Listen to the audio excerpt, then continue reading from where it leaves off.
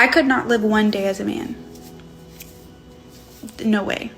Not only do men have to have themselves together, but they have to make sure the people that are following them are in order too. So he has to have eyesight not only for himself, but for everybody else around him. He has to lead everybody else, which means he does have to take his feelings and gobble them so that everybody else can lean on him. And I can't handle that. I want to be soft. I want to be coddled. I want to be taken care of. I want a hug.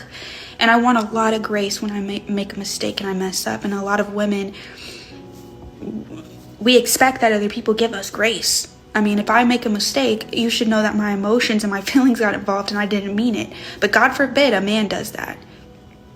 I mean, society holds him to a certain standard, and God even holds him to a certain standard. I'm a woman, and I want to cry, and I want a lot of grace. I want people to cheer me on when I do stuff right.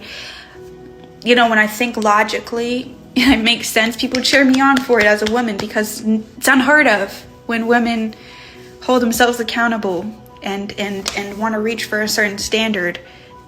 You know, that's holy, that God wants us to live by. But men don't get cheered on when they do stuff right. We just magnify when they do wrong, and when they do right, it was already expected of you. You don't get hugged and coddled and cheered on for it.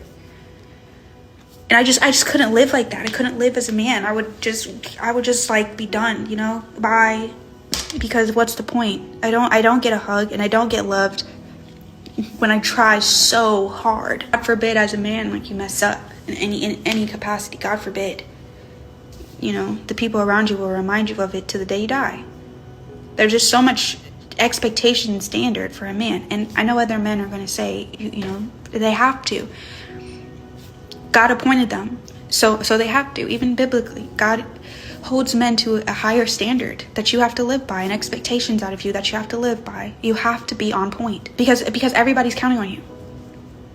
Everyone that's following you and that's under you is counting on you. You have to have eyesight for everybody around you that is following you, that you are leading. You need to not only know yourself, but know them, so you know how to appoint them, and you know how to lead them and how to guide them, which means you have to have a whole lot of self-awareness. And I as a woman, I just could never be a man.